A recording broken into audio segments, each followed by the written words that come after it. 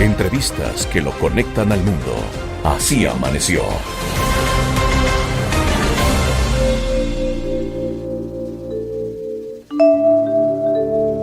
Estaba leyendo el otro día, el fin de semana, de hace 2 semanas, 3 semanas, un artículo muy interesante en La Vanguardia, el periódico español, en su sección digital, que decía como titular lo siguiente, y se los leo, pongan los 3 mucha atención, por favor.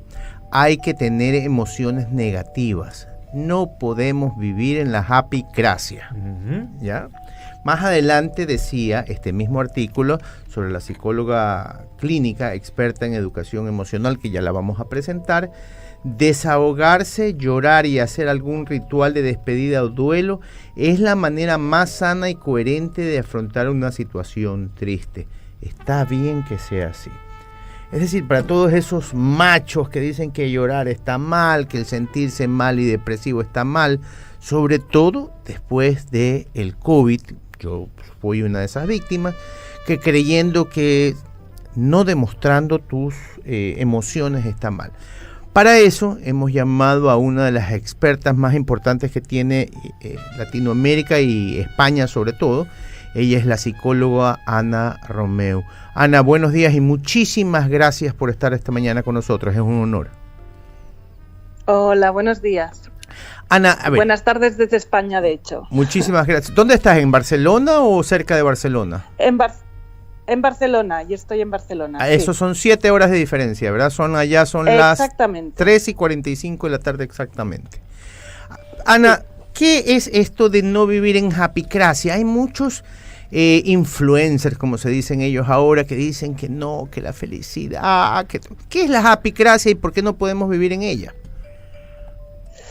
Bueno, sí, de poder se puede, pero no es muy sano desde el punto de vista de la salud mental. Es como esta tendencia, esta corriente que vivimos desde hace unos años, yo creo que muy alimentada en las redes sociales sobre todo, en las que pues uno siempre debe estar contento, siempre debe estar feliz, siempre debe poder soportarlo todo, tenemos que estar sanos, tenemos que siempre sonreír, siempre estar felices, y se esconde, ¿no?, una parte de la vida importantísima, que es la parte pues de pasarlo mal, porque en la vida lo pasamos bien y lo pasamos mal a ratitos. ¿Y cómo cómo deberían de desahogarse? Porque esa gente se reprime un montón. ¿Cómo es lo sano de desahogarse? Sí, es sano desahogarse de la forma en que a uno le salga. Lo que no es sano es reprimir las emociones. Es lo peor que podemos hacer con las emociones. Reprimirlas, inhibirlas, intentar no tenerlas, poner buena cara al mal tiempo. Eso, poner buena cara al mal tiempo es una manera de esconder lo que llamamos la represión emocional, ¿vale? Cuando uno lo está pasando mal, por el motivo que sea, pues tiene que poder pasarlo mal, tiene que poder transitar por esas emociones como la tristeza, como la rabia, como el echar de menos a algo o a alguien, como la frustración. Todas estas emociones son necesarias para poder adaptarse a una nueva situación, ¿vale? Entonces, no sentirlas muchas veces lo que hace es anclarnos, es esclavizarnos en la situación en la que no estamos bien, porque la estamos negando en el fondo, ¿vale? Entonces, transitar por las emociones negativas es la manera de poder acabarlas, de poder pasar esa mala época. Estamos conversando. Y la manera de hacerlo es como a uno le salga, como a uno le nazca, pues llorando o enfadándose o aislándose un poquito o cambiando de entorno. Bueno, hay muchas maneras, pero hay que hacerlo. Yo me voy a poner como ejemplo, son las 8 de la mañana con 48 minutos, estamos hablando desde Barcelona en directo con la psicóloga Ana Romeu. Ella es experta acreditada en psicología de emergencia, psicología de trauma y de duelo. Hablando de duelos me voy a usar yo como ejemplo. Mi mamá murió hace 26 años y yo me acuerdo el día del velorio. Yo estuve con ella fuera del país durante toda su enfermedad hasta que murió, nos demoramos una semana en traerla a Ecuador y me acuerdo haber llegado el día del duelo. Y yo me reía todo el tiempo. ¿Estaba yo tratando de ocultar mi verdadera pena o era una forma mía de lidiar con el duelo? Yo no tengo el placer de conocerle, pero de entrada me surgen preguntas. No sé si es que ya había pasado el duelo, porque a veces es verdad que con el duelo pasamos duelos anticipados, cuando ya vemos venir el fallecimiento y nos podemos preparar. Entonces, cuando se produce el fallecimiento real, pues digamos que las emociones no son tan intensas porque ya se han pasado por ellas, ¿no? Esa es una idea que me viene. Puede ser, Otra sí. es que la risa también puede ser una risa nerviosa, ¿no? Lo que llamamos el reírse por nervios, por no saber, por demasiadas emociones, un poco de sentirse desbordado por las emociones, y hay gente que le da por reír en estas situaciones. No, puede ser por muchos motivos, o puede ser también, es verdad, que las estuviera usted reprimiendo. Lo que más me surgen son preguntas ante lo que usted dice. Se la voy a mandar por correo, no se preocupe. Ana, en estos días se habla mucho y la gente está muy preocupada por las consecuencias que el estrés, sobre todo laboral, está generando en nuestras vidas diarias. Y ese estrés, que no sé si sea lo mismo, usted lo aclarará, nos produce ansiedad. Y son dos palabras que están en nuestras conversaciones, en nuestros círculos sociales, en nuestra vida laboral y familiar. ¿Qué es lo que está ocurriendo en nuestros días y cómo hacerle frente?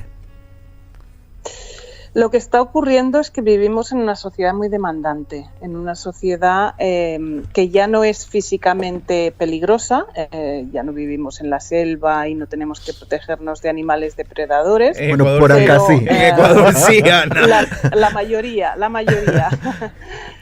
Pero sí que vivimos en una sociedad en que de alguna forma nos demanda mucho esfuerzo, mucha conectividad, mucha información, que nos está absorbiendo la mayoría de las horas del tiempo, y eso es demasiado para nuestro cerebro. En realidad lo que estamos haciendo es forzar, como si el cerebro fuera una máquina, la estamos forzando, ¿no? E incluso las máquinas tienen que parar un poco y descansar y enfriarse. Eso es pues dormir bien, eso es pasar tiempo de ocio, tiempo sin hacer nada, incluso aburriéndose, porque es una cosa muy sana.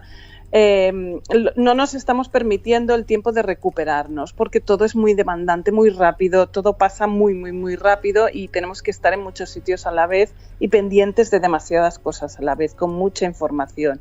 Entonces todo eso se percibe como una amenaza también. No es la amenaza física de la que hablaba antes, pero sí una amenaza psicológica. Y nuestro cuerpo reacciona como tal, como con todas las amenazas, se pone en guardia, se tensiona. Eso es lo que llamamos ansiedad. La ansiedad en realidad es ponerse en guardia para defendernos de una amenaza. Ana, entonces, como la amenaza no es real, eso se mantiene en el tiempo. Cuando esta amenaza y esta ansiedad física se mantiene en el tiempo, es lo que produce el estrés, ¿no? Llegamos al estrés, que lo que llamamos estrés no es nada más que una sensación de amenaza perpetua. Ana, ¿cómo estás? Buen día. Priscila Jacome te saluda. Buenos días. Quiero consultarte porque dentro de este artículo en el que te entrevistan, tú hablas justamente de los vendedores de humo. Nosotros cuando estamos en un proceso de lidiar con alguna situación buscamos ayuda, pero ¿qué recomendaciones nos darías tú para no caer en estas personas que justamente nos prometen esa fórmula de la felicidad?